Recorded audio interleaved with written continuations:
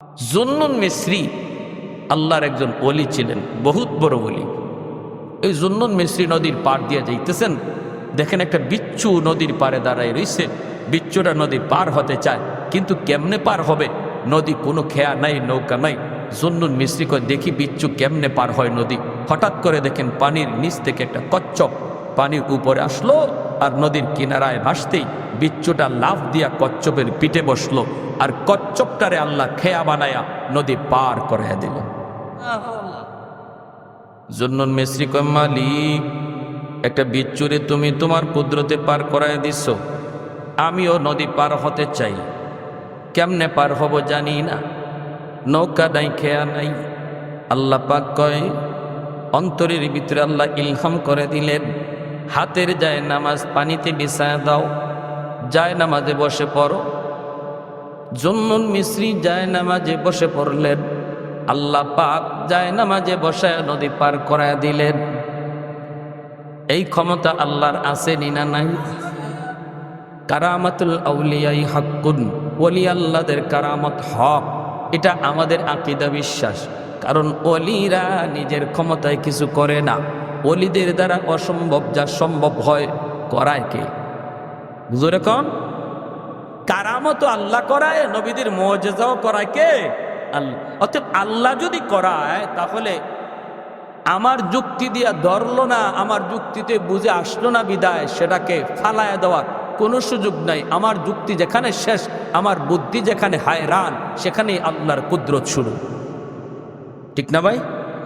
এজন্য আমাদের সমাজে কিছু মানুষ যারা ওলি আল্লাহদের কারামত কথা বললে, ওলি আল্লাহদের কারামতের ঘটনা শুনাইলে কয় গাঁজাখুরি কথা কয়, কি কয় কি না, এটা কেমনে সম্ভব?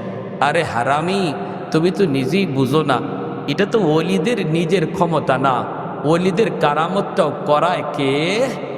আল্লাহ। যদি আল্লাহ করায়, তাহলে এখানে তোমার হয় রান হইয়া এটা অস্বীকার করার কোনো সুযোগ নেই। কোনো সুযোগ আছে? আমার ভাইয়েরা, বন্ধুরা, তিনি নদী পার হয়ে গেছেন, পার হইয়া এবার বিচ্ছুটার পিছনে পিছনে দৌড়তেছেন। কোন দিকে যায় একটু দেখতে মন চায়, হঠাৎ করে দেখেন হাওরের মাঝখানে একটা গাছ, গাছের নিচে একটা যুবক মনের আনন্দে ঘুমাইতেছে। আর যুবকটারে দেখেই এই বিচ্ছুটা ধর রওনা দিছে। আল্লাহর ওলি জুন্নুন মিসরি ইনিও পিছনে পিছনে দৌড় শুরু করলেন। আইসা দেখেন যুবকের মাথার পাশে একটা বিশাল বড় সাপ, বিষাক্ত একটা সাপ ফনা ধরে আছে, যুবককে দংশন করবে। সাথে সাথে বিচ্ছুটাই সেই লাফ দিয়া সাপের মাথায় বসলো, বৈশাই সাপটারে কামড় দিল। মুহূর্তের ভিতরে সাপটা মরে গেল।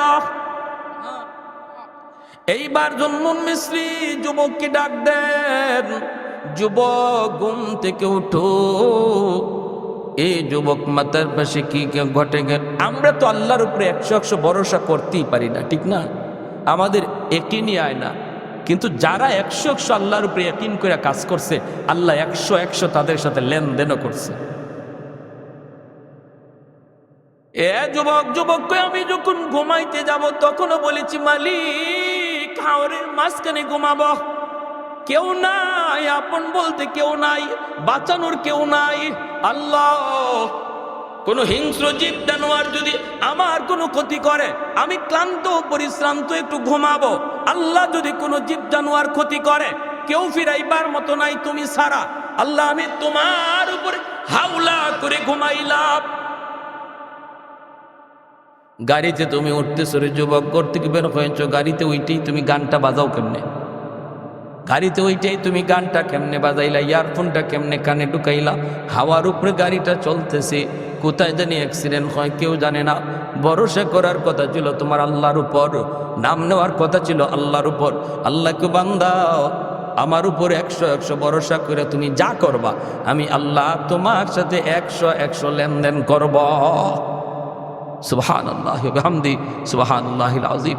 এজন্য আমার ভাইরা বলতেছিলাম যে কথা, আল্লাহ বলে, আলা ইন্না আউলিয়া আল্লাহি লা খাউফুন আলাইহিম ওয়া লা হুম ইয়াহজানুন আল্লাযীনা আমানু ওয়া কানু ইয়াত্তাকুন। ঈমান আনো আর আল্লাহর ভয়ে গুনাহ ছাড়ো। আল্লাহর ভয়ে যে যত বেশি গুনাহ ছাড়বো, সে আল্লাহর তত বড় ওলি হয়ে যাবে। আর ওলি যদি আমরা নিজের আল্লাহর বানাইতে পারি, তাহলে আমার জীবনের যত ভয় ভীতি সব কিছু থেকে হেফাজত করবে কে?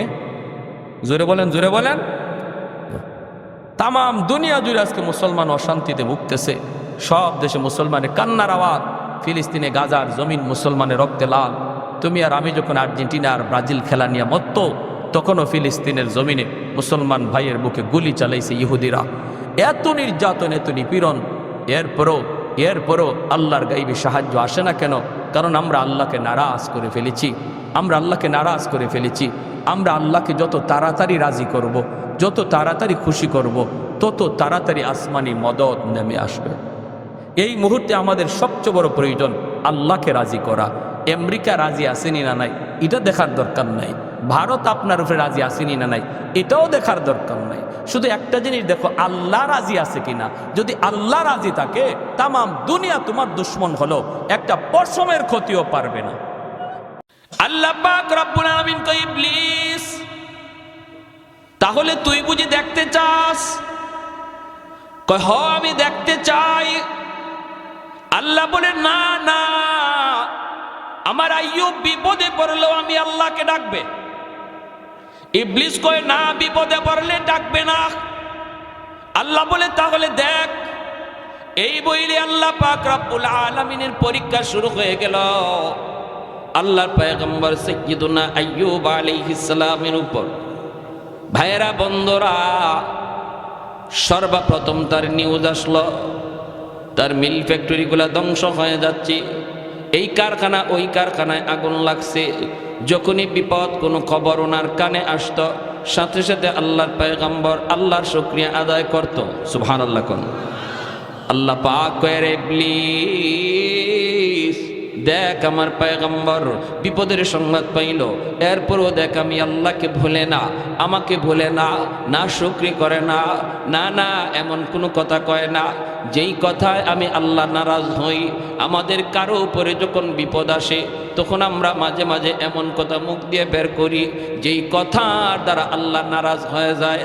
কিছু মানুষ এমনও পাওয়া যায়, কয় আল্লাহ বুঝি আমারে শুধু পাইল, আল্লাহ বুঝি আর কাউরে দেখে না।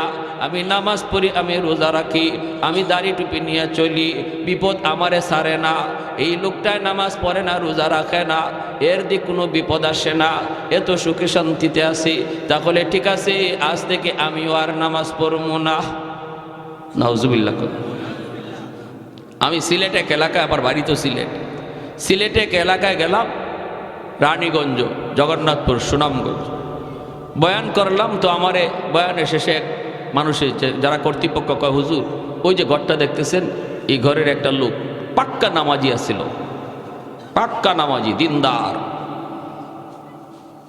মা মুসিবতে পড়ছে। আমি তো বললাম, ওই আল্লাহ ইমানদারের ইমানের পরীক্ষা নিবে মুসিবত দিয়া, ঠিক না? মুসিবতে পড়ছে, হয়তো একটা দুটা মুসিবত তার উপরে আসছে। হঠাৎ করে একদিন দেখা যায় বাজারে চিল্লায় চিল্লায় কয়, আল্লাহ কি আমারই শুধু খালি দেখে, আমারই শুধু ফাইল? তো নামাজ পড়ে লাভ হইল কি? আল্লাহর বন্দিগি কইরা লাভ হইল কি যদি খালি আল্লাহ আমারই বিপদ দেয়? যে নামাজ পড়ে না হেইদি ভালো আছে। নাউজুবিল্লাহ করুন। যে হালাল হারাম মানে না, সুদ খায়, ঘুষ খায়, হেইদি ভালো আছে। এই কথা বলতেছে মানুষ, বলতেছে ভাই এই কথা কয় না, কয় রাখ, কয় না আমি কম বুঝি না। এই কথা কইয়া মুরতাদ হয়ে গেছে, একদম মসজিদ সারা হয়ে গেছে, দাড়িটা পর্যন্ত ফালাই দিছে। নাউজুবিল্লাহ জোরে কর। হুজুর আমরা দেখছি কিছুদিনের পর কিছুদিনের ভিতরেই তার শরীরে পচন শুরু হয়েছে, হাত পা, এমনকি নবীর সুন্নত যে দাড়িটা ছিল, এই দাড়িটা কাটার কারণে পুরা মুখটা তার ফচ্ছে গেছে, পুরা মুখ পচন ধরছে। এই আল্লাহর বান্দা শোনো, আমি একটা ইবাদত, আল্লাহর একটা গোলামি পারতেছি না, কিন্তু আমি মনে মনে দুর্বল, আমি আল্লাহর কাছে আসামি। আল্লাহ আমি এটা করা দরকার ছিল, আল্লাহ আমি পারতেছি না, আল্লাহ তুমি আমারে মাফ করো, আমারে করার তৌফিক দাও, আল্লাহ আমারে দাড়িটা রাখার তৌফিক দাও, দাড়িটা রাখা দরকার। এইভাবে যদি একটা মানুষের অন্তরে এরকমভাবে অপরাধী ভাব থাকে, আল্লাহ তারে একদিন দাড়ি রাখার তৌফিক দিয়ে দিবে। কিন্তু একজন মানুষ যদি দাড়ি, আবার কি দাড়ি না রাখলে কি হয়েছে, এই ধরনের কথা যদি কয়, সাথে সাথে সে বেঈমান হয়ে যায়, সাথে সাথে বেঈমান। এজন্য আল্লাহ নবী বলেছেন একটা জমানা আসবে এমন, যেই জমানায় সকালবেলা মুমিন, বিকালে হবে কাফির। সে কোন কথার কারণে কাফির হইছে এটা নিজেও বুঝবে না। ইউসবিহুর রাজুলু মুমিনা ওয়া ইউমসি কাফিরা। আল্লাহ নবী বলেন সকাল বিকালে তার ঈমান উলটপালট হবে, সে বুঝবে না এই ধরনের কথার দ্বারা। আমি মসজিদে যাইতে পারি না, আল্লাহ আমাকে তুমি জামাতে নামাজ পড়ার তৌফিক দাও, এই কথা বলা। আল্লাহ আমার সুযোগ তৈরি করে দাও, আল্লাহ আমি বহুত বড় অপরাধী, আল্লাহ আমি গুনাহটা এখনো ছাড়তে পারতেছি না, আল্লাহ আমারে ছাড়ার তৌফিক দাও। এই কথা যে মানুষটা অন্তর থেকে কয়, আল্লাহ তার মৌতের আগে আগে গুনাহ থেকে মুক্ত কইরা আল্লাহ তার ওলি বানায়া কবরে নেয়। আর গাউরামি করলে এর মরণ হয় বেঈমানের হালতে। এজন্য ইসলামের কোনো বিধান নিয়ে গাউরামি করা যাবে না, বা কেউ করতেছে তার টিটকারি করা যাবে না। দাড়িওয়ালা একজন মানুষ ভুল করতে পারে, কিন্তু যদি আমি বলি ইজাদ দাড়ি রেখে কি হইতো, দাড়ি রেখে মিথ্যা কথা কয়, আপনি দাড়ির উপরে কথা বললেন কেন, এইরকম দাড়ি রেখে কি হইতো, এইরকম নামাজি হয়ে কি হইতো, এই ধরনের কথা বলার দ্বারা ওই যে নবী বলছেন সকালে ছিল ইমানদার, বিকালে হয়ে গেছে কাফির। বুঝে আসছে ভাই? বুঝছেন? একজন আলেম ভুল করতে পারে, একজন আলেম ভুল করতে পারে, কিন্তু আলেমের ভুলের কারণে যদি কেউ কয় মোল্লা মুন্সি হইয়া কি হইতো, মোল্লা মৌলবী একটাও ভালো না, মৌলবী জাতি ভালো না, তাহলে ওইব কি জানেন? রাইসুল মুফাসসিরিন আব্দুল্লাহ ইবনে আব্বাস রাদিয়াল্লাহু তাআলা আনহু, এই উম্মতের ভিতরে যিনি সবচেয়ে বড় মুফাসসির ছিলেন, যিনি আল্লাহর কালাম সবচেয়ে বেশি বুঝছেন, আমার নবীর আপন চাচাতো ভাই রাইসুল মুফাসসিরিন আব্দুল্লাহ ইবনে আব্বাস রাদিয়াল্লাহু তাআলা আনহু বলেন, এ যত বড় হাজী হোক, যত বড় নামাজি হোক, মরণের সময় বেঈমান হইয়া মরবে। আর কবরে রাখার পরে তার মুখটা যদি মানুষ কিবলামুখী কইরাও রাখে, আমি চ্যালেঞ্জ দিয়া বললাম, আমি আব্দুল্লাহ চ্যালেঞ্জ দিয়া বললাম, কবর খুদো, এখন দেখো তার চেহারা অটোমেটিক কিবলা থেকে ঘুরে গেছে, কিবলা থেকে ঘুরে গেছে। যারা উলামায়ে কেরামের উপরে, আলেম সমাজের উপরে খারাপ ধারণা রাখে, আব্দুল্লাহ ইবনে আব্বাস বলেন, আমি আব্দুল্লাহ কসম করে বলি, তোমরা তার কবর খুদো, দেখবা পশ্চিম দিকে তার কিবলা নাই, তার মুখ নাই, তার মুখ অটোমেটিক ঘুরে গেছে কিবলা থেকে। সাবধান। এজন্য আমার ভাইয়েরা, বন্ধুরা, কথা বলতে হিসাব করে বলতে হবে। জবান যত কম চালাবো তত মুক্তি পাবো। মান সমাতা নাজা, যে কথা কম বলবে সে তত মুক্তি পাবে, যে কথা তত বেশি বলবে সে তত বেশি ধরা খাবে। আল্লাহ পাক কয়, রে ইবলিস, এই যে দেখ, আমার আইয়ুব বিপদের সংবাদ শোনার পর আমি আল্লাহকে ভুলে না, সুখে থাকতে আমারে যেইভাবে ডাকছে, বিপদে পইরেও আমারে ওইভাবেই ডাকে। আল্লাহু আকবার। সুখে থাকা অবস্থায় যেইভাবে আমার কদমে সেজদা দিছে, বিপদে পড়ার পরেও আমার কদমে সেজদা দেয়। অতএব তুই কি বললি আর কি দেখতেছি? ইবলিস কয়, মালিক, ও মালিক, কেন তোমার সেজদা দেয় জানোনি? বিপদের সংবাদ শুই না তো কোনো লাভ নাই, রাজত্ব এখনো আছে। আল্লাহ পাক রব্বুল আলামিন রাজত্বটাও আল্লাহ কেড়ে নিয়ে নিলেন। এরপরও নবী আল্লাহকে ডাকে, আল্লাহর কদমে সেজদা দেয়। ইবলিস কয়, সব কিছু নিয়ে গেছো, এরপরও তোমারে ডাকে কেন জানোনি? কারণ হলো এখনো তার 6টা ছেলে আছে, জোয়ান ছেলে। এই 6টা ছেলে যেই বাবার আছে, এই বাবার আবার টেনশন কিসের? একদিকে যাবে আরেক দিকে জুড়াবে, একদিকে ক্ষয় হবে আর একদিকে আয় হবে। কারণ 6টা ছেলে আছে, জোয়ান তরতাজা টাটকা যুবক। এজন্যই নবী তোমার শুকরিয়া আদায় করে, এজন্যই এখনো তোমার গোলামি করে। ইবলিস কত বড় শয়তান চিন্তা করে। পরীক্ষা কঠিন করতেছে না? আল্লাহ পাক কয়, তাহলে দেখবি না? কি কয়, দেখব। 6টা ছেলে এক জায়গায় এক ঘরের মধ্যে ঘুমন্ত ছিল রে আল্লাহর গোলাম। সাত ভেঙ্গে 6টা ছেলে এক রাতেই মারা গেল, শহীদ হয়ে গেল। 6টা ছেলের মৃত্যুর সংবাদ যখন নবীর কাছে আয়, বাবার কাছে যখন সন্তানের মৃত্যু সংবাদ আসে, পৃথিবীতে এর চেয়ে বড় কষ্টের কোনো সংবাদ হয় না। যেই বাবার কাঁধে সন্তানের লাশ উঠে, পৃথিবীতে এর চেয়ে ভারী কোনো বোঝা হয় না। এই বাবাই শুধু বুঝে এই বোঝাটা কত ভারী। যেই বাবার কাঁধে সন্তানের লাশ উঠে, যেই মাত্র নবীর কাছে পরপর 6টা ছেলের ইন্তেকালের খবর নবীর কাছে আসলো, তখনও নবী আল্লাহর নাশুকরি করে না, তখনও আল্লাহর গোলামি করে, আল্লাহর প্রশংসা করে। আল্লাহ পাক কইরে ইবলিস, দেখ টাকা দেখ, আমার পয়গম্বর এত বড় বিপদের খবর, এরপর আমি আল্লাহকে ভুলে না, আমি আল্লাহকে ভুলে না। ভাইরে যা বলতেছি একটু দিলের কান দিয়া কথাগুলি শুনুন। আমার আপনার বিপদ কিন্তু এর চেয়ে বড় না, বরং অনেক হালকা বিপদ আমার আপনার উপরে আসে। অনেক সময় আমরা বিপদে পড়ে একদম হায় হুতাশ করে ফেলি, আল্লাহ নাশুকরি করে ফেলি। বিপদে পড়ছে, অসুস্থ হয়েছে, এখন আর তারে মসজিদে পাওয়া যায় না। না না, এমনটা তুমি কইরো না। আল্লাহর গোলাম, বিপদ যিনি দেয় উদ্ধার করে কে? যে আল্লাহ বিপদ দেয় সে আল্লাহ উদ্ধার করে, ঠিক না? আর কারো কাছে গিয়া কোনো লাভ নাই। মুশকিল কুশা একমাত্র কে? কোন দয়াল বাবা, কিবলা বাবা, খাজা বাবা, জটাশা, ল্যাংটাশা, কোনো বাবাই পারে না। বিপদ থেকে উদ্ধার করার একমাত্র, শুধুমাত্র, কেবলমাত্র মালিককে আল্লাহ। এই ইয়াকিন আছে তো? আজ আসতে কেন? কোনো আসেন নাকি? কেউ অসুবিধা দিতেছে? অসুবিধা দিতেছে? সাবধান, মনে রাখবা। আমরা মায়ার নবী, রহমতের নবী রওজা শরীফ জিয়ারত করি। মদিনা শরীফ যারা গেছেন দেখবেন নবীজি রওজা শরীফ জিয়ারত করছেন, জিয়ারত করে আপনি মোনাজাত উঠাইছেন। এখন চাইতেছেন আপনি, বিপদ আপদ আছে, এগুলো আল্লাহর কাছে চাইবেন, হাত উঠাইছেন। আমাদের চোখের সামনে আমরা দেখছি নবীজি রওজার পাশে গিয়া নবীরে সালাম দিয়া জিয়ারত কইরা হাত উঠাই দিছে রওজার দিকেই।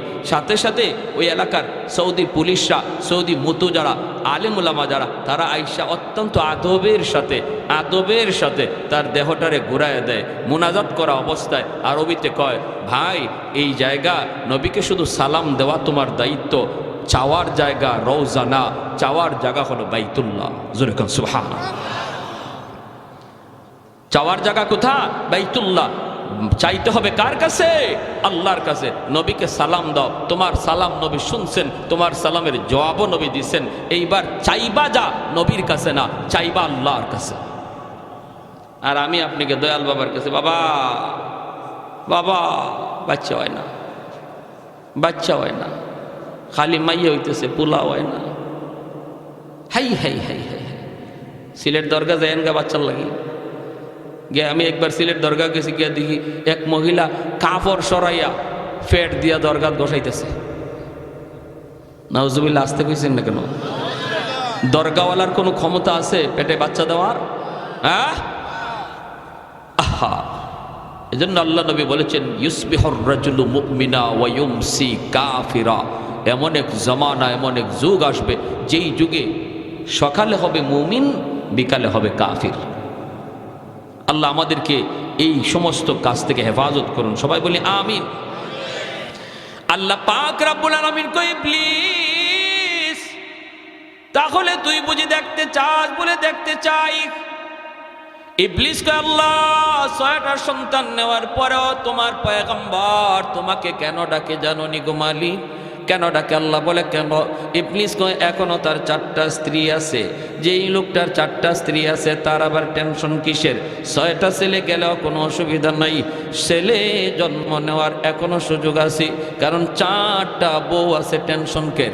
আল্লাহ পাক রব্বুল আলামিন কয়, ইবলিস তাহলে দেখতে চাস? বলে দেখতে চাই।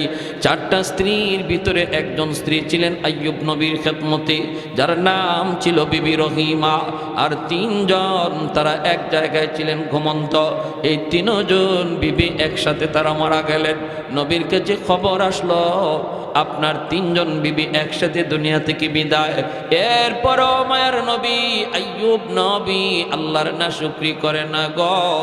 এই কথা মুখ দিয়ে কয় না, মালিক আমারে নবী বানাইয়া লাভ হইল কি?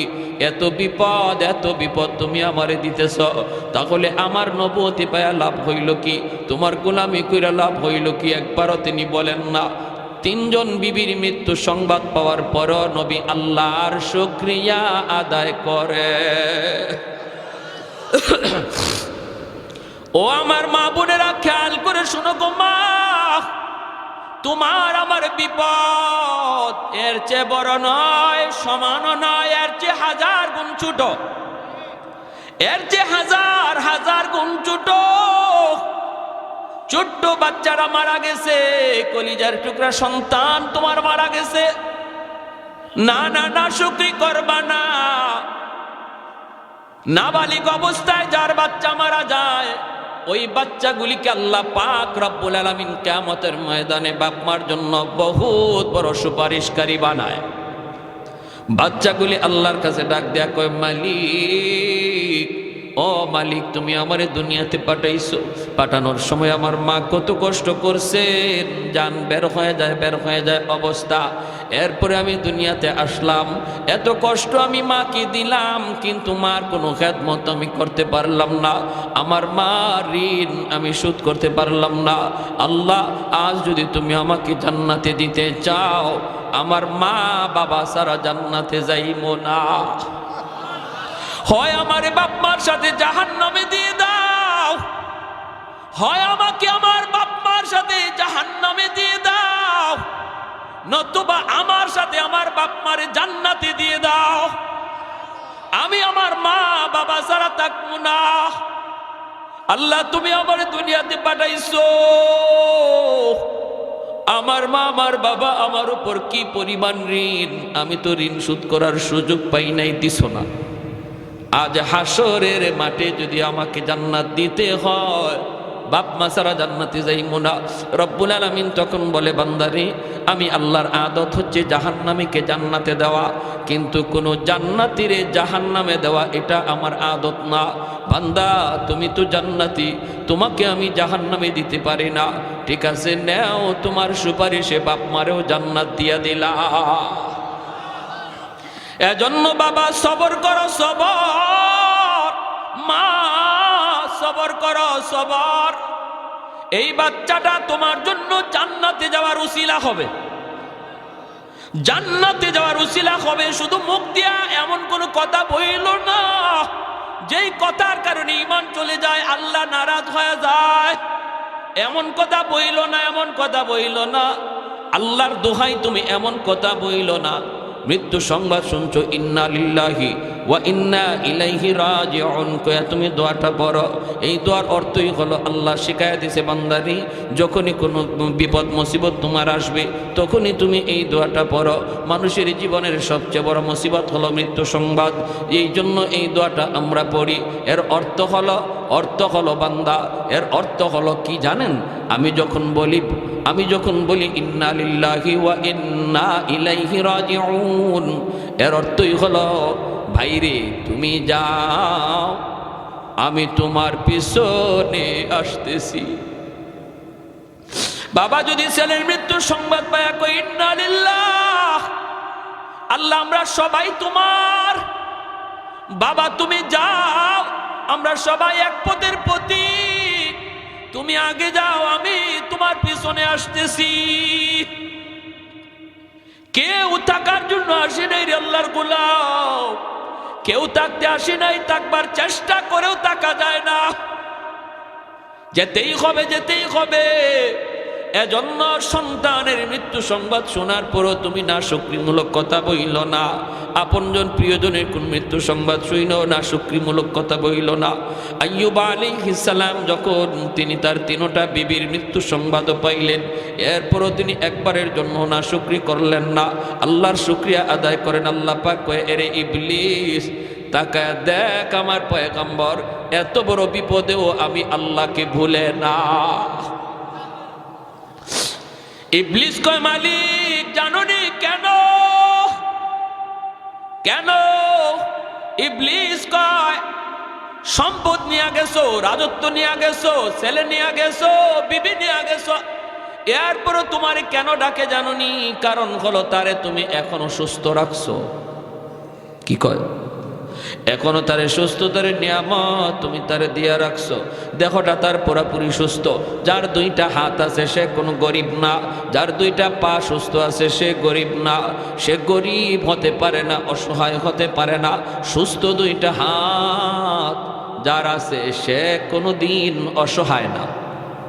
ঠিক কিনা যেরকম সুস্থতার নিয়ামত তুমি দিয়া রাখছো, সুস্থ বানায় দেখো, তোমাকে ভুলে যাবে আর তোমার নাম নিবে না।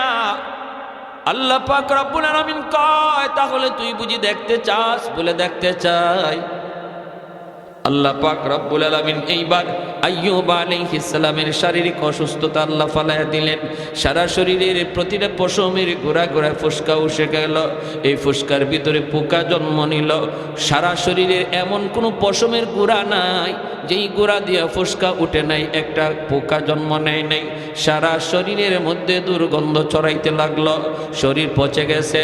আল্লাহর পয়গম্বর সাইয়্যিদুনা আইয়ুব আল্লাহর কাছে ডাক দেয়া কয়, মালিক, সমস্ত শরীর যদি আমার পোকায় খায় আমার কোনো আপত্তি নাই, যদি তুমি খুশি থাকো আমিও খুশি। কিন্তু মালিক, আমার জিহ্বাটা তুমি পোকা দিয়ে খাওয়ায় না, কারণ এই জিহ্বা দিয়ে আমি সকাল সন্ধ্যা তোমাকে আল্লাহ কইয়া ডাক দেই।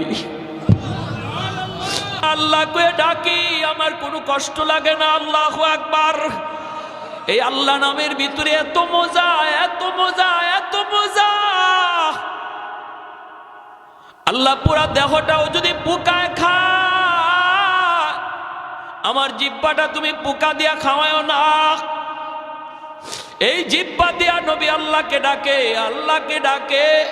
মানুষেরা কয়, ও রহিমা, তাড়াতাড়ি তাড়াতাড়ি করে তুমি স্বামী নিয়ে এলাকা ছেড়ে ভাগো, আমরা কেউ তার দুর্গন্ধে টিকতে পারি না। রহিমা, তুমিও যদি পারো বাপের বাড়ি চলে যাও। আল্লাহর নবী সাইয়্যিদুনা আইয়ুব আলাইহিস সালামের বিবি রহিমা, তিনিও সাধারণ কোনো মহিলা ছিলেন না। তিনিও একজন বাদশাহী পরিবারের মেয়ে, তিনিও একজন নবী পরিবারের মেয়ে। হযরত ইউসুফ আলাইহিস সালামের ছেলের ঘরের নাতিন ছিলেন। অতএব যেমন ছিলেন সুন্দরী, তেমন ছিলেন নবী পরিবারের কন্যা, আবার ছিল বাদশাহীও। এত কিছু থাকার পরেও যখন আপনজন মানুষেরা কয়, রহিমা তাড়াতাড়ি আইয়ুবকে চাইরা তুমি ভাগো, রহিমা কান্দে আর কয়, তোমরা কি কও গো? আমার স্বামী যদি রাজি থাকে আল্লাহর তৈরি জান্নাতের মেহমান আমি হব, আর যদি আমার স্বামী নারাজ থাকে আমার আমল লইয়াও জান্নাত পাব না। স্বামী যদি রাজি থাকে আল্লাহ পাক মহিলাকে জান্নাত দেয়। আল্লাহ নবী রহমতের নবী বলেন, কোন স্বামী যদি মারা যায় এই অবস্থায় সে তার স্ত্রীর উপরে খুশি ছিল, এই স্ত্রী মরতে দেরি আল্লাহর তৈরি জান্নাত পাইতে দেরি হবে না।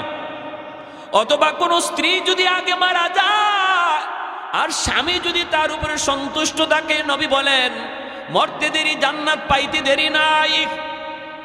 সুবহানাল্লাহ, জোরে কর। এজন্য মায়ার নবী, দয়ার নবী বলেন, মহিলাদের জন্য নবী বলেন, মা বোনদের জন্য আমার নবী বলেন, চারটা জিনিসের হিসাব যদি কোনো মহিলা আল্লাহকে দিতে পারে, আল্লাহ পাক তার জন্য জান্নাতের সবগুলি দরজা আল্লাহ ওপেন করে দিবে আর বলবে যে কোনো জান্নাত দিয়ে তুমি ঢুকো। আইয়ুমা ইমরাতিন ইদা সাল্লাত খামসাহা ওয়া সামাত শাহরাহা ওয়া হাফিজাত ফারজাহা ওয়া আতাআত বালাহা। এক নম্বরে নবী বলেন, নামাজের হিসাব যদি আল্লাহর কোনো বান্দি আল্লাহকে দিয়ে দেয়। দুই নম্বরে রোজার হিসাব যদি আল্লাহকে দিয়া দেয়। তিন নম্বর হলো সে তার সতীত্ব যদি হেফাজত করে, পর্দা যদি শরী পর্দা মাইনা চলে। চার নম্বর হলো যদি সে স্বামীর খুশি রাখে, স্বামীর কথা মতো চলে। মায়ার নবী, দয়ার নবী বলেন, এই মহিলা জান্নাতের যে কোনো দরজা দিয়ে ঢুকবে, কেউ তারে বাধা দিবে না। এজন্যই মায়ার নবী বলে, মহিলাদের জন্য জান্নাতে যাওয়া সহজ, পুরুষের তুলনায় মহিলাদের জন্য জান্নাত জান্নাতে যাওয়া সহজ, কারণ মহিলাদের হিসাব হলো কম, মাত্র 4 কাজের হিসাব। একজন পুরুষের 4 কাজের হিসাব শুধু নয়, অনেকগুলি হিসাব একজন পুরুষকে দেওয়া লাগবে। কেমনে তুমি সংসার চালাইছো, কেমনে আয় করছো, কেমনে ব্যয় করছো, সমাজের মানুষের সাথে কেমনে চলছো, প্রতিবেশীর হক তুমি আদায় করলা কিনা, জুম্মার নামাজে গেছো কিনা, জিহাদের ডাক আসলে জিহাদে গেলা কিনা।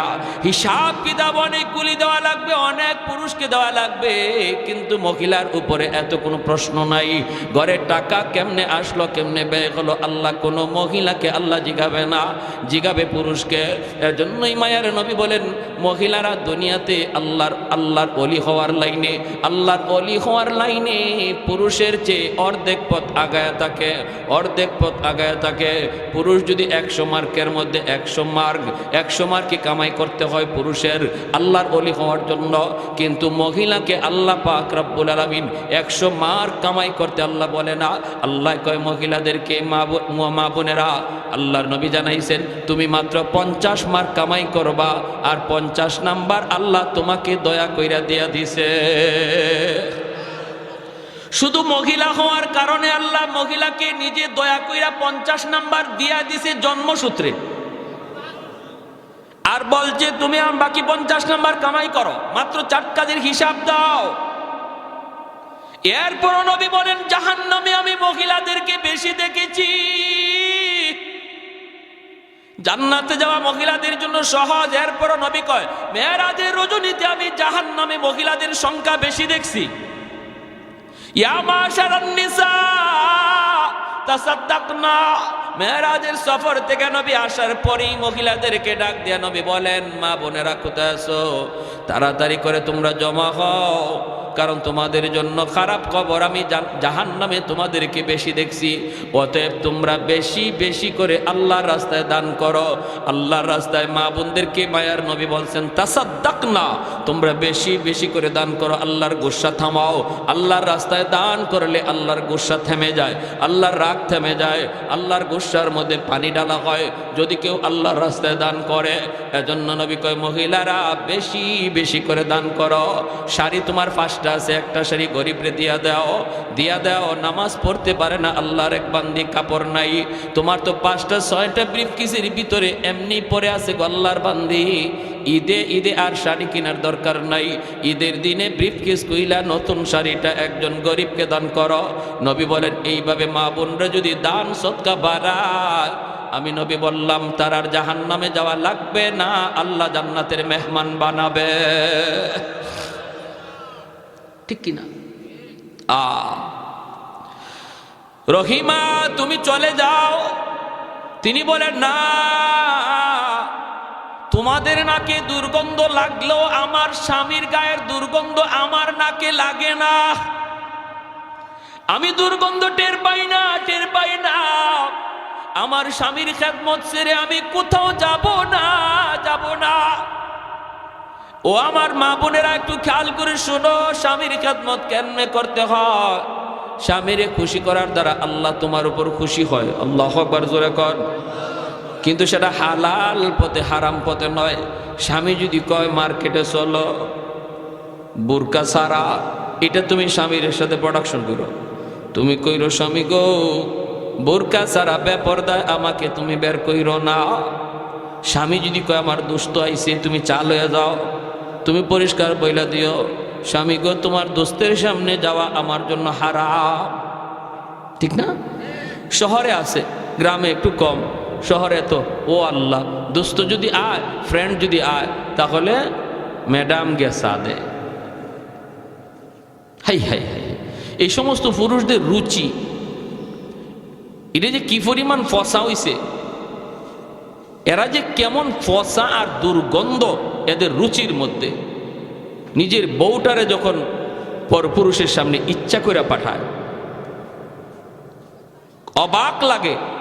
বের হইছে, নিজের স্ত্রীরে বেপরদায় লইয়া বের হইছে, তার ভালো লাগে। তার স্ত্রীরে দেখিয়া আরো 10 জনে কইতেছে, ও খুব সুন্দর, তার ভালো লাগে। এই ধরনের মানুষ, এর রুচি ভালো না ফসা? জোরে কন। এটা গান্দা, এটা এই রুচিটা কি? এটা গান্দা, গান্দা রুচি। আমার স্ত্রীকে নিয়ে কেউ ভাববে আমার মেয়েটারে নিয়ে কেউ কল্পনা করবে আর আমার কাছে ভালো লাগবে, এই যদি হয় কোনো বাবার অথবা কোনো স্বামীর ইচ্ছা, তাহলে বলতে হবে যে এর রুচি শুধু ফসানা, গান্দা রুচি, দুর্গন্ধ ধরছে। এবং হাসরের মাঠে আল্লাহর আদালতে সে যত বড় হাজি হোক, যত বড় নামাজি হোক, আল্লাহর আদালতে সে ধরা খেয়ে যাবে তার স্ত্রীকে বেপরদায় চালানোর কারণে, মেয়েকে বেপরদায় চালানোর কারণে, অধীনস্থ বোনকে বেপরদায় চালানোর কারণে। এই ভাই, এই বাবা, এই স্বামী আল্লাহর আদালতে কাঠগড়ায় দাঁড়াবে। আল্লাহ বলবে, তোমার নামাজ লইয়া তো তুমি জান্নাতে যাওয়ারই কথা, আগে স্ত্রীর হিসাব দাও, স্ত্রীরটাও তোমার হিসাব দিতে হবে। মেয়ের হিসাবটা আগে বুঝাও, বোনের হিসাবটা আগে বুঝাও, এরপরে তোমার হজ লইয়া, তোমার নামাজ লইয়া তুমি জান্নাতে যাও। সম্ভব? হ্যাঁ?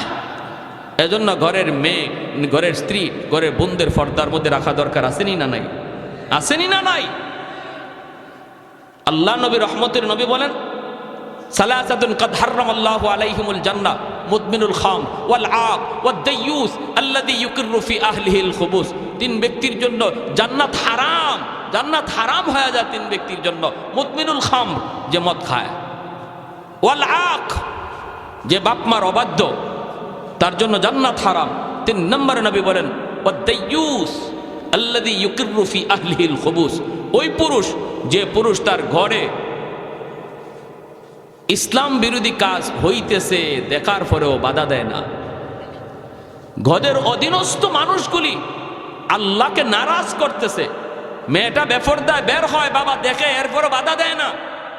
স্ত্রী বেপরদায় ঘুরে, এরপরও বাধা দেয় না। ঘরের মধ্যে নাচ গান চলে, ঘরের মধ্যে আল্লাহকে নারাজ করার অনুষ্ঠান চলে, এরপরেও যে অভিভাবক বাধা দেয় না, নবী বলেন সে পুরুষ দাইয়ুস, সে হলো পুরুষ দাইয়ুস, তার জন্য জান্নাত হারাম। তার জন্য কি জান্নাত? সালাসাতুন কাদ হারামাল্লাহু আলাইহিমুল জান্নাহ, মুদমিনুল খামর ওয়াল আক ওয়াদ দাইয়ুস আল্লাযী ইউকিররু ফি আহলিল খুবুস আও কামা ক্বালা নবী আলাইহিস সালাম। এজন্য সাবধান, আমরা যারা অভিভাবক, আমার নামাজ লইয়েই যে আমি জান্নাতে চলে যেতে পারবো, মোটেও না, মোটেও না। ঘরের হিসাব আমাকে দেওয়া লাগবেই লাগবে, অধীনস্থ মানুষের হিসাব আমাকে দিতেই হবে। আমি যদি নামাজি হই, ছেলেটাকে নামাজি বানানোর চেষ্টা করতে হবে। আমি যদি পর্দা মানি, স্ত্রীটাকেও পর্দার ভিতরে রাখতে হবে। ঠিক কিনা ভাই? আইয়ুব আলাইহিস সালাম, ওনাকে ছাড়তে রাজি না বিবি রহিমা। এলাকার মানুষেরা কয়, রহিমা তাহলে তুমি এলাকা ছেড়ে দাও, এই এলাকায় থাকলে আমরা থাকতে পারবো না, কই তুমি যাইবা, তুমি তাড়াতাড়ি যাও। বিবি রহিমার স্বামীকে নিয়ে তিনি ধরে ধরে, সাইয়্যিদুনা আইয়ুব আলাইহিস সালাম, তিনি তো হাঁটা চলাও করতে পারেন না, স্ত্রীকে ধইরে ধইরে তিনি ঘর থেকে বের হয়ে যাচ্ছেন। রে যুবক, যেই মানুষটা ছিলেন এক সময় এই এলাকার বাদশাহ, এই এলাকার রাজা, কোনো কিছুর অভাব তার ছিল না, আজ তার ঘরে পর্যন্ত জায়গা হয় না, ঘর থেকে বের হয়ে যাইতে হচ্ছে। এলাকার মানুষ, প্রতিবেশী কেউ তারে থাকতে দেয় না। রাস্তায় চলে গেলেন স্বামীকে নিয়া। পথিকেরা কয়, রহিমা রাস্তায় তুমি যাইকো না, আমরা এই রাস্তা দিয়ে হাঁটাচলা করি, যদি রাস্তায় তুমি অবস্থান করো, আমরা দুর্গন্ধের কারণে রাস্তা দিয়ে হাঁটতে পারি না। আল্লাহর পয়গম্বর সাইয়্যিদুনা আইয়ুব আলাইহিস সালামকে নিয়ে বিবি রহিমা তিনি চলে গেলেন মাঠে। মাঠে চলে যাওয়ার পর কৃষকেরা দৌড়ায় আসছে। কৃষকেরা আয়া কয়, রহিমা গ, এখানে মাঠে যদি অবস্থান করো তাহলে আমরা কাম কাজ করতে পারবো না, তুমি অন্যত্র কোথাও চলে যাও। তাম পৃথিবীটা যেন ছোট হয়ে আসলো। যেই মানুষটা এই এলাকার এক সময় রাজত্ব করতেন, আজ তার কোথাও জায়গা হয় না রে। ঘরে জায়গা নাই, রাস্তায় জায়গা নাই, মাঠেও জায়গা হয় না। আল্লাহর বান্দি স্বামীকে নিয়ে তিনি জঙ্গলের দিকে রওনা দিলেন। জঙ্গলের কাছে যায় দেখেন একটা ডাস্টবিন। এলাকার মানুষেরা এই জায়গায় এই ময়লা ফালায়, এই ডাস্টবিনের কাছে অনেক দুর্গন্ধ, ডাস্টবিনের দুর্গন্ধ। বিবি রহিমা মনে মনে ভাবতেছে, স্বামী গ, ও স্বামী, কোথাও তো জায়গা হয় না, কেউ থাকতে দেয় না, বসতে দেয় না। আমার তো মন বলে এই ডাস্টবিনের কাছে আমরা থাকার অবস্থান করি, কারণ এই জায়গা দিয়া ডাস্টবিনের দুর্গন্ধের কারণে কেউ আসে না, কেউ যায় না। অতএব যদি আমরা এই জায়গায় অবস্থান করি, কেউ সরাবে না। স্বামীকে নিয়ে ডাস্টবিনের কাছেই তিনি থাকার ব্যবস্থা করলেন, এই জায়গায় তিনি থাকবার ব্যবস্থা করলেন। স্বামী তিনি তো আল্লাহর পয়গম্বর, তিনি তো শুয়ে থাকেন। এরকম কোন রকম একটা ঝুপড়ির মতো বানাইয়া স্বামীকে নিয়ে তিনি এই জায়গায় থাকেন। ভাইয়েরা, বন্ধুরা, দিনের বেলা মানুষের এলাকায় যায় তিনি কাজ করেন, কাজের বিনিময়ে তিনি কিছু খাবার সংগ্রহ করেন স্বামীর জন্য। এলাকার মধ্যে যান, কাম কাজ কইরা কিছু খানা হালুয়া পাকায় স্বামীকে খাওয়ান। চামচ দিয়া খাওয়াইতে পারেন না, চামচটা যদি টুটে লাগে পয়গম্বর চিৎকার করে হাওমা করে কান্দা উঠে, কারণ টুটটা পর্যন্ত নাই, পোকায় খায়া শেষ করে ফেলছে। দাঁতের জামিটা পর্যন্ত নাই, পোকায় খায়া শেষ করে ফেলছে। যদি চামচ দিয়া খাওয়ান তাহলে ব্যথা পান। হাতও তিনি লাগাইতে পারেন না। একদিন হাত লাগাইছেন, আঙ্গুলের নখটা যেই মাত্র এই জামির মধ্যে লাগছে, নবী চিৎকার করে উঠছেন। সাথে সাথে বিবি রহিমা চোখ দিয়ে পানি জড়ায় কান্দের কই, স্বামী গ কেমনে খাওয়াবো গো স্বামী। এই বইলেই তিনি তার জিব্বাটা বের করলেন।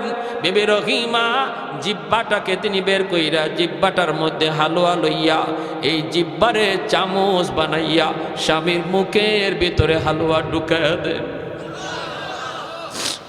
ও আমার মা বোনেরা, একটু খেয়াল করে শুনো, স্বামীর খেদমত কাকে বলে গো মা?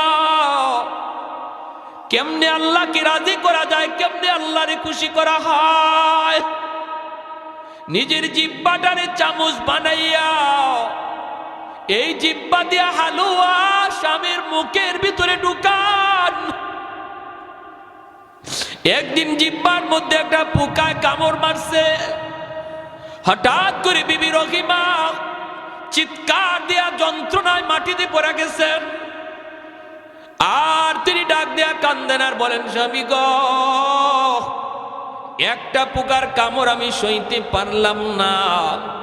এতগুলি পোকার কামড় আপনি কেমনে সইতেছেন গো স্বামী? কেমন করে আপনি সইতেছেন, কেমন করে সইতেছেন? বাইরে 13টা বৎসর এইভাবে চলে গেল, এই ডাস্টবিনের পাশেই 13টা বৎসর হয়ে গেল। 13 বৎসরের মাথায় যখন পোকায় তার জিব্বার মধ্যে কামড় মারল, তখন তিনি আল্লাহর কাছে বলতেছেন, স্বামী গো, ও স্বামী, 13টা বৎসর হয়ে গেছে তুমি এইরকম অসুস্থ। আমিও মানুষের বাড়ি থেকে কাম কইরা কইরা তোমার খানার ব্যবস্থা করি, এমন পোকা যন্ত্রণা, পোকার কামড় সহা যায় না। ও স্বামী, একটু আল্লাহর কাছে বলো না, আল্লাহ যেন তোমার এই বিপদ দূর করে, আল্লাহ যেন তোমার সুস্থ করে দেয়। এই কথা বলা মাত্রই আইয়ুব আলাইহিস সালাম কয়, না গো বিবি, আমি এমন কথা আল্লাহর কাছে বলতে পারবো না। কারণ হলো, আল্লাহ যদি আমাকে জিজ্ঞেস করে, রে আইয়ুব, 70 বছর পর্যন্ত আমি আল্লাহ তোমার সুস্থ রাখলাম, অসুস্থ হইছো মাত্র 13 বৎসর, এখনো তো 70 বছরের সমানে সমানে হয় নাই, এখনই বুঝি তুমি অস্থির হয়ে গেছো। কি জবাব দিব গো রহিমা, কি জবাব দিব? 70 বছর যদি হয়, তারপরে আল্লাহর কাছে বলবো, মালিক, সুস্থতা আর অসুস্থতা সমানে সমানে হইছে, আল্লাহ তুমি আমাকে এখন সুস্থ করে দাও। 70 বছরের আগে আমি আল্লাহকে বলতে পারবো না। একবার গেলেন মানুষের বাড়িতে, কাম নাই পান না, স্বামীর জন্য কেমন করে তিনি খানার ব্যবস্থা করবেন, শেষ দেয়া দিচ্ছি, বেশি না, আর মাত্র 2 মিনিট। একজন মহিলার বাড়িতে গেলেন, ইহুদি মহিলা, যা বলেন, চাচি একটু খানার ব্যবস্থা আসেনি? মহিলায় কয়, না না, কিছুই নাই, দেওয়ার মতো কিছুই নেই। আল্লাহর বান্দি বিবি রহিমা কয়, চাচি গো, আমার স্বামী একজন আল্লাহর পয়গম্বর, অসুস্থ, কুষ্ঠ রোগী, তার সারা শরীর পচে গেছে, আমি তার জন্য একটু খানার ব্যবস্থা করি গো চাচি, একটু খানা দাও, নতুবা কোনো কাম আসেনি, আমার কাম দাও। ইহুদি মহিলা কয়, না, আমার বাড়িতে কোনো কাম কাজ কিছুই নাই, দেওয়ার মতো কিছুই নাই, তুমি চলে যাও। কাপকা দেওয়ার মতো কিছুই নাই। তিনি বলেন, চাচি তাহলে একটু দেও না, হালুয়া একটু পাকাইছো, দিলে তো আমার স্বামীরে খাওয়াইতে পারি। মহিলায় কয় দিতে পারি, বদলা লাগবে। কয় বদলা দেওয়ার তো কিছুই নাই। ইহুদি মহিলা কয় তোমার চুলটা অনেক লম্বা, একটু চুল যদি তুমি আমার কাইটা দাও তাহলে তোমাকে বিনিময়ে দিতে পারি। আল্লাহর পয়গম্বর সাইয়্যিদুনা আইয়ুব আলাইহিস সালাম তিনি তো ওই জায়গায় চুপড়ির মধ্যে আল্লাহ আল্লাহ জিকির করে। ভাইরা বন্ধুরা, এইদিকে বিবি তিনি বলতেছে, নাগো চাচি, চুল দেওয়া যাবে না, আমার চুলটা লম্বা হলো। এই চুলটাকে আমার স্বামী লাঠি বানাইয়া বসা থেকে তিনি দাঁড়ায়। আমার স্বামী চুল ধরে ধরে দাঁড়ায়, চুলটা আমি দিতে পারবো না। ইহুদি মহিলা কয়ে তাহলে ভাগো, আমার কাছে কিছু নাই। বাধ্য হয়ে তিনি কিছু চুল দিয়া দিলেন। এইদিকে ইবলিস সুযোগ পাওয়া গেছে। ইবলিস আল্লাহর পয়গম্বর সাইয়্যিদুনা আইয়ুব আলাইহিস সালামের কাছে মানুষের বেশ ধরে আইসা বলতেছে, নবী গো, জানেন না আপনার বিবি রহিমা কেমনে আপনার জন্য খানার ব্যবস্থা করে? বলেন কেমনে? কয় আমাদের এলাকাতে যায়, চুরি কইরা কইরা আপনার জন্য খানা নিয়ে আসি। আল্লাহর পয়গম্বর সাইয়্যিদুনা আইয়ুব কয় অসম্ভব, এটা হতেই পারে না, আমার বিবি নবী পরিবারের মেয়ে, এটা করতেই পারে না, জান যাবে তবুও চুরি করবে না। কয় যদি বিশ্বাস না হয় আসার পরে তার চুলটা দেখেন, আজকে চুরি করতে যায় এক জায়গায় ধরা পড়ে গেছে, এজন্য তার চুল কাইটা দিছে। নাউজুবিল্লাহ। আইয়ুব আলাইহিস সালাম কয় যদি এমনই হয় তাহলে তারে আমি 80টা দুর্রা মারব। তিনি আসছেন, আসার পরে তাকাইছেন, তাকাইয়া দেখেন চুল কাটা। তখন তো বুঝছেন তুমি তাহলে চুরি করে আমার জন্য খানা আনো নাকি? বলে আল্লাহর নবী গো, খোদার কসম আমি এমনটা করি নাই, আমি এমনটা করি নাই। তাহলে কে বলছে? মানুষের সুরত ধরে একজন আসছিল, সে তো ইবলিস। জিবরাইল আলাইহিস সালাম আয়া কয়, নবী গো, ও ইবলিস, আপনার স্ত্রীর ব্যাপারে সন্দেহ করবেন না, সে যা বলছে এটাই সত্য। তাহলে কসম পুরা করবেন কেমনে? 80টা কঞ্চি হাতে নিয়ে একবার স্ত্রীর গায়ে আঘাত দিয়া দেন, কসম পুরা হয়ে যাবে। ওই অবস্থায় আল্লাহ পাক রব্বুল আলামিন জিবরাইলকে পাঠাইছে, জিবরাইল যাও তো আমার আইয়ুবকে যে সালাম দাও। জিবরাইল আমিন এসে সালাম দিছে। নবী সালামের জবাব দিতে একটু দেরি হয়ে গেছে।